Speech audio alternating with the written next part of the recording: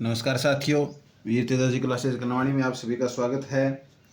हम विज्ञान विषय के बारे में अध्ययन कर रहे थे और विज्ञान विषय के अंदर हमने लास्ट पढ़ा था रोगों के बारे में। हमने जीवाणु जनित रोग, विषाणु जनित रोग, कवक जनित रोग और हेलमंथी जनित रोग, प्रोटोजोआ जनित रोग और गोलकृमि जनित रोग, जितने भी रोग थे हमने सभी रोगों को अध्ययन कर लिया था। अच्छे से हमने अध्ययन किया था, पूरा डीप स्टडी उनका किया था। आज जो हम नया टॉपिक स्टार्ट करेंगे वह है पोषक पदार्थ, जिसे न्यूट्रिशन बोलते हैं। और यहाँ से एक दो क्वेश्चन हमेशा उठने की संभावना रहती है, एक दो क्वेश्चन है वो हमेशा यहाँ से आता है। तो आज का अपना जो टॉपिक रहेगा वो पोषक पदार्थ रहेगा। चैनल को आप सब्सक्राइब कीजिएगा, लाइक कीजिएगा, कमेंट कीजिएगा। तो दोस्तों सभी हेडिंग लगाइएगा, पोषक पदार्थ क्या होते हैं, ये अपने को क्या समझना है, पोषक पदार्थ। तो हेडिंग रहेगी अपनी आज की पोषक पदार्थ। पोषक है पदार्थ, ये अपनी हेडिंग रही। पोषक पदार्थ होते क्या दोस्तों, ऐसे पदार्थ जो हमारे शरीर को क्या देते हैं, ऊर्जा देते हैं। यानी ऊर्जा क्या है, ऊर्जा कार्य करने की क्षमता क्या कहलाती है, ऊर्जा भी कार्य करने की क्षमता क्या कहलाती है, ऊर्जा। आपने पढ़ा होगा फिजिक्स के अंदर, यानी भौतिक विज्ञान के अंदर भी, कोई भी अपने काम करते हैं, काम करने के लिए अपने को क्या चाहिए, एनर्जी चाहिए। तो एनर्जी अपने को मिलेगी कहाँ से, जैसे मान लो कोई साधन है या कोई वाहन है, उसको चलने के लिए एनर्जी चाहिए। एनर्जी क्या है, ईंधन। ईंधन से उसको एनर्जी मिलेगी। पेट्रोल है, पेट्रोल से बाइक चलेगी। पेट्रोल नहीं होगा तो क्या बाइक चलेगी, क्या नहीं चलेगी, क्योंकि उसको क्या चाहिए, ऊर्जा। क्या करने के लिए, काम करने के लिए। तो इसी प्रकार हमारे शरीर को भी काम करने के लिए ऊर्जा चाहिए। और वो ऊर्जा मिलती किससे, अभी जिन पदार्थों से ऊर्जा मिलती है वो पदार्थ क्या कहलाते हैं दोस्तों, पोषक पदार्थ कहलाते हैं, या उनको क्या बोलते हैं, न्यूट्रिशन बोलते हैं। जैसे कि कार्बोहाइड्रेट हो गया, वसा हो गए, प्रोटीन हो गए, विटामिन हो गए, जल हो गए, खनिज हो गए। तो इन सब के बिना हमारा शरीर क्या रहेगा, अभी ऊर्जाहीन रहेगा और कोई कार्य नहीं कर पाएगा। यानी अपने शरीर की उपापचय क्रियाओं के लिए और कार्य करने के लिए क्या जरूरी है दोस्तों, पोषक पदार्थ जरूरी है। तो इसकी हम परिभाषा लिखेंगे सीधे सी कि वे पदार्थ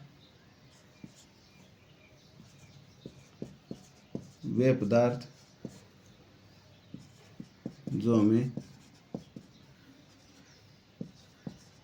ऊर्जा प्रदान करते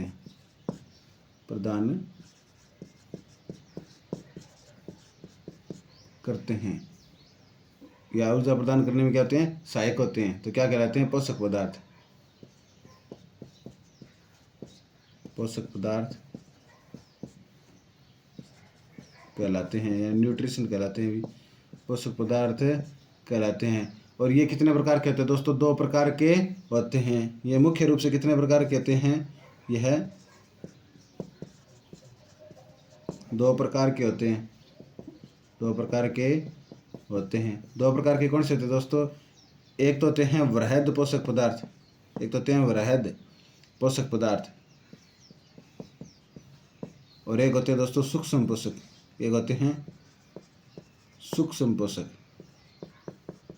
एक तो होते हैं माइक्रो और एक होते हैं मैक्रो। तो एक तो होते हैं मैक्रो पोषक पदार्थ न्यूट्रिशन है, और एक होते हैं माइक्रो न्यूट्रिशन है। तो मैक्रो न्यूट्रिशन किसे कहते हैं, माइक्रो न्यूट्रिशन किसे कहते हैं, उसको अपने आगे विस्तार से पढ़ेंगे दोस्तों।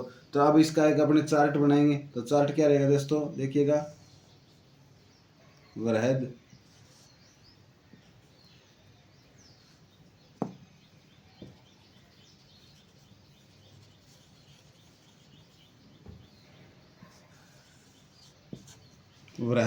वृहद के अंदर एक नंबर पर अपने पढ़ेंगे कार्बोहाइड्रेट।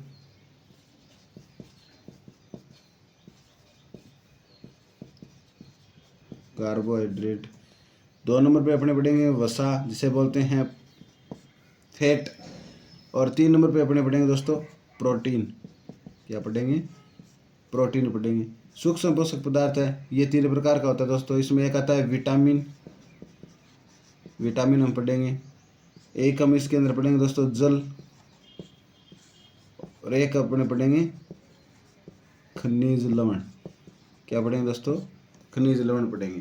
तो ये अपने हो गए पोषक पदार्थ। वे पदार्थ जो हमें ऊर्जा प्रदान करते हैं क्या कहलाते हैं, पोषक पदार्थ कहलाते हैं। ये दो प्रकार के होते हैं, एक होता है वृहद पोषक पदार्थ, जिसे बोलते हैं मैक्रो। क्या बोलते हैं दोस्तों, मैक्रो न्यूट्रिशन, और एक होता है माइक्रो पोषक पदार्थ को अपने इंग्लिश में क्या बोलते हैं,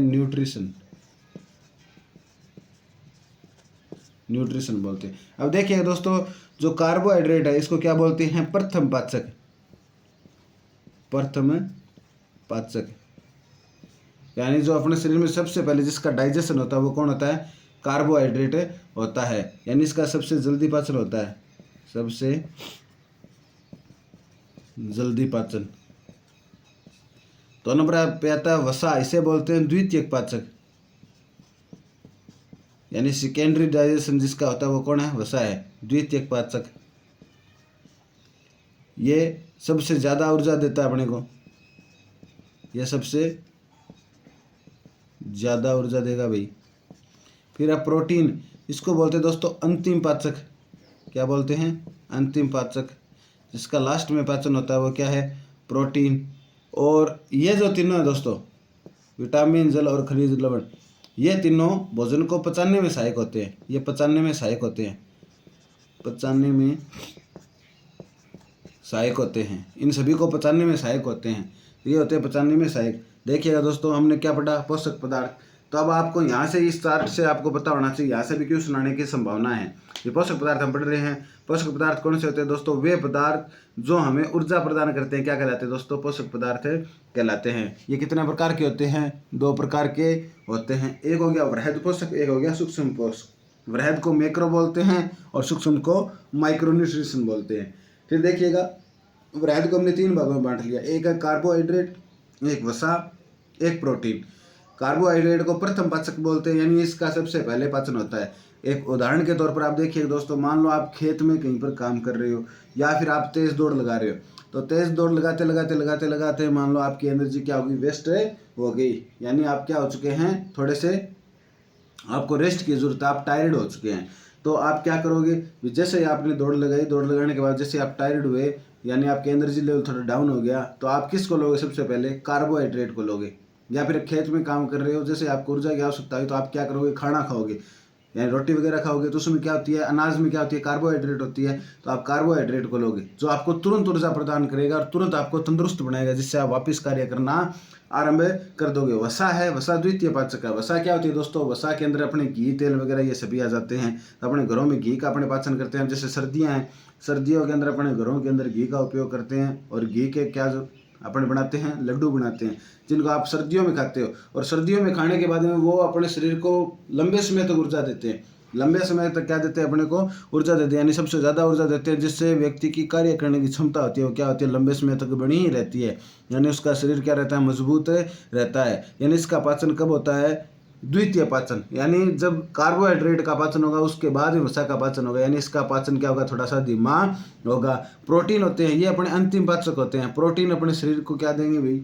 प्रोटीन अपने शरीर के अंदर वृद्धि, अपने ऊतकों की वृद्धि, कोशिका की वृद्धि, शरीर के विभिन्न भागों में वृद्धि का काम करते हैं प्रोटीन। इसीलिए प्रोटीन क्या है दोस्तों? सबसे अंतिम पाचक है। जैसे मान लो क्वेश्चन पूछे, 1-2 बार ये एग्जाम में क्वेश्चन आया हुआ है कि कोई व्यक्ति है, वो दौड़ रहा है या बेहोश हो चुका, या गर्मी के कारण बेहोश हो चुका या घायल हो चुका, तो आप उसको सबसे पहले क्या दोगे? तो क्या दोगे दोस्तों? कार्बोहाइड्रेट, यानी ग्लूकोज। ग्लूकोज की बोतल नहीं लगाते क्या अपने सर्दियों के अंदर या गर्मियों के अंदर? ज़्यादातर गर्मियों में होता है। तो गर्मियों के अंदर जब शरीर के अंदर अपने पोषक पदार्थों की कमी आ जाती है या कमजोरी आ जाती है, तो डॉक्टर के द्वारा जो अपने बोतल लगाई जाती है, वो बोतल किसकी होती है?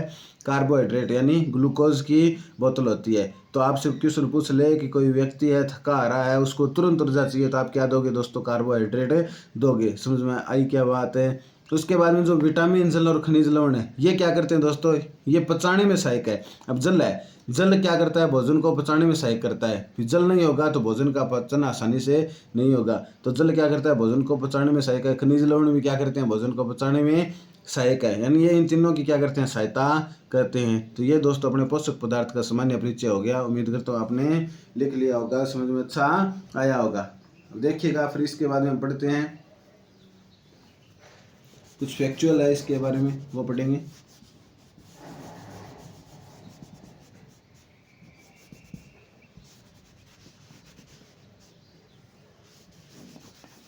अब जैसे आप जिम वगैरह में जाते हो, तो आपको डाइटिशियन है, वो क्या करता है? किस चीज़ की सलाह देता है? भी आपको प्रोटीन शेक लेने की सलाह देता है, यानी जिसमें प्रोटीन की मात्रा ज़्यादा हो। तो प्रोटीन से क्या होता है दोस्तों? अपने शरीर की वृद्धि होती है।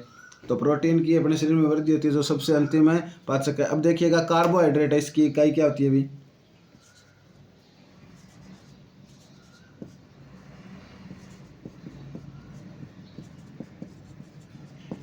कार्बोहाइड्रेट की इकाई।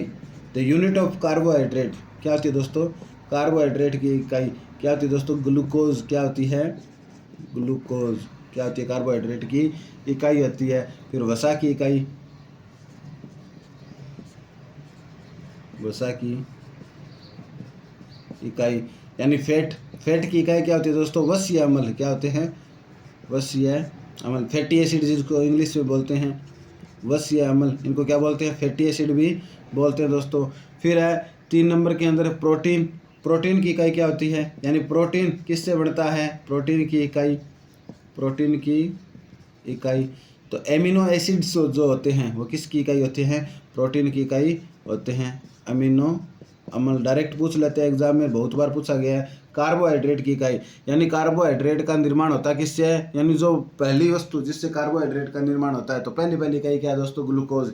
ग्लूकोज के द्वारा ही कार्बोहाइड्रेट का क्या निर्माण है होगा। फिर वसा की इकाई यानी वसा की पहली इकाई, जैसे कि आपने मान लो अपना मकान है तो मकान की सबसे पहली इकाई क्या होगी? ईंट होगी। जैसे इसी प्रकार अपने शरीर है, शरीर की सबसे छोटी इकाई क्या होती है? कोशिका। अनेक प्रकार की कोशिकाएं मिलकर उत्तक का निर्माण करती है। उत्तकों से क्या बनेंगे? फिर अंग बनेंगे, अंगों से अंग तंत्र, और अंग तंत्र से क्या बनती है? अपनी बॉडी बनती है। तो उसी प्रकार जैसे कार्बोहाइड्रेट है तो कार्बोहाइड्रेट की सबसे छोटी इकाई क्या होती है? ग्लूकोज। और ग्लूकोज मिलकर किसका निर्माण करती है? कार्बोहाइड्रेट का निर्माण है करती है दोस्तों। उसी प्रकार वसीय अम्ल है तो वो किसकी इकाई होती हैं? वसा की होते हैं। प्रोटीन है, प्रोटीन की इकाई क्या होती है? अमीनो एसिड्स होते हैं, जो लगभग कितने प्रकार के होते हैं दोस्तों? 20 प्रकार के होते हैं। फिर अपने पढ़ेंगे दोस्तों कार्बोहाइड्रेट। सबसे पहले आप हेडिंग लगाइएगा कार्बोहाइड्रेट क्या चीज़ है? अभी कार्बोहाइड्रेट अपने पढ़ेंगे। जो आप रोटी खाते हो ना दिन में 3 बार, उसमें सबसे ज़्यादा मात्रा किसकी होती है? कार्बोहाइड्रेट की।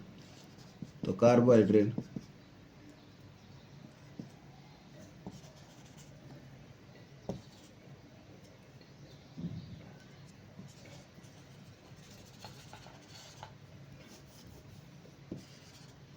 कार्बोहाइड्रेट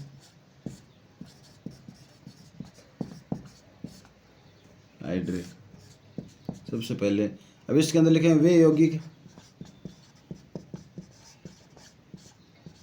वे यौगिक जिनमें कार्बन, हाइड्रोजन, ऑक्सीजन, ऑक्सीजन का रेशियो या अनुपात, का अनुपात, अनुपात 1:2:1, 1:2:1 हो, क्या कहलाते हैं? कार्बोहाइड्रेट कहलाते हैं। यानी दोस्तों कार्बोहाइड्रेट के अंदर क्या होता है? जो कार्बन, हाइड्रोजन और ऑक्सीजन होता है उसका अनुपात कितना रहता है? 1:2:1 रहता है। ऐसे यौगिक क्या कहलाते हैं? कार्बोहाइड्रेट कहलाते हैं। ये अपने कार्बोहाइड्रेट की क्या होगी? परिभाषा होगी दोस्तों। तो कार्बोहाइड्रेट के बारे में आपने जान लिया। जैसे कि कार्बोहाइड्रेट में सबसे सामान्य उदाहरण किसका है? ग्लूकोज का है। ग्लूकोज का सूत्र क्या होता है दोस्तों? मेरे को बताइएगा कमेंट करके। तो ग्लूकोज का सूत्र क्या होता है? ग्लूकोज का सूत्र होता है C6H12O6। अब आप इसका रेशो निकालिएगा। तो सबसे पहले उदाहरण, उदाहरण क्या है? Glucose, glucose. तो ग्लूकोज है, ग्लूकोज का सूत्र क्या होता है अभी? C6H12O6। अब इसमें देखिएगा कार्बन कितने हैं? 6, अनुपात हाइड्रोजन कितने? 12, अनुपात ऑक्सीजन कितने? 6। जब आप इन तीनों को काटोगे तो काटने के बाद में जो अपना अनुपात आएगा वो कितना है? 1:2:1। तो यहाँ से अपनी जो परिभाषा है वो क्या होगी? प्रूफ हो गई। परिभाषा क्या है? वे यौगिक जिसमें कार्बन, हाइड्रोजन और ऑक्सीजन का अनुपात क्या रहता है दोस्तों? 1:2:1 रहता है। वे यौगिक क्या कहलाते हैं? कार्बोहाइड्रेट कहलाते हैं। तो ये अपना कार्बोहाइड्रेट के बारे में क्या हो गया? सामान्य परिचय हो गया। तो कार्बोहाइड्रेट होते हैं वो शरीर के जो ऊर्जा होती है, एनर्जी होती है, एनर्जी के क्या होते हैं? मुख्य स्रोत होते हैं। तो देखिएगा थोड़ा सा इसमें, फिर आगे अपने और फैक्चुअल बात कर लेते हैं दोस्तों।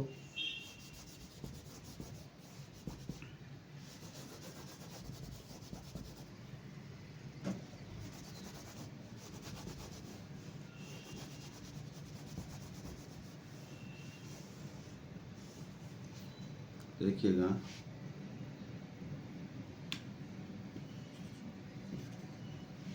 एक तो सबसे पहली बात है कार्बोहाइड्रेट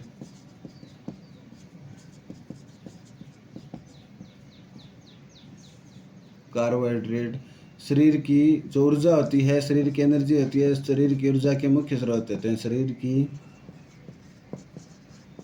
ऊर्जा के मुख्य स्रोत होते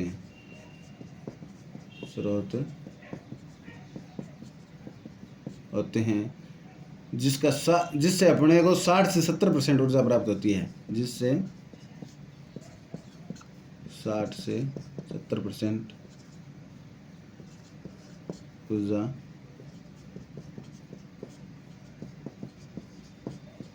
प्राप्त होती है। फिर है थकान के समय में सबसे पहले अपन क्या लेते हैं, कार्बोहाइड्रेट लेते हैं। तो थकान के समय में, ये एग्जाम में क्यों सुनाया हुआ है दोस्तों, एसएससी के एग्जाम में, थकान के समय में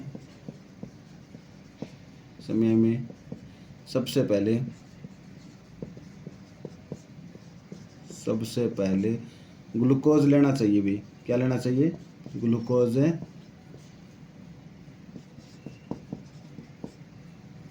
लेना चाहिए। ग्लूकोज क्या होती है अभी, कार्बोहाइड्रेट। ग्लूकोज क्या होती है, एक प्रकार की कार्बोहाइड्रेट होती है। अपने आगे प्रकार पढ़े कार्बोहाइड्रेट।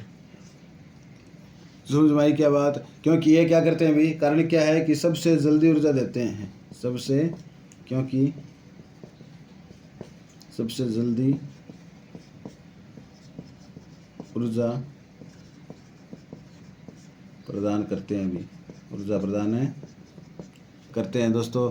अब कार्बोहाइड्रेट के स्रोत क्या है अभी, किन से अपने को कार्बोहाइड्रेट प्राप्त होता है, द सोर्स ऑफ कार्बोहाइड्रेट्स। तो कार्बोहाइड्रेट्स के स्रोत क्या है अभी, कार्बोहाइड्रेट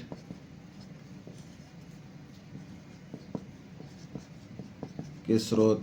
तो क्या स्रोत है दोस्तों, देखिएगा, कार्बोहाइड्रेट के स्रोत क्या है, सभी प्रकार के जो अनाज होते हैं, सभी अनाज में गेहूं, चावल, मक्का, बाजरा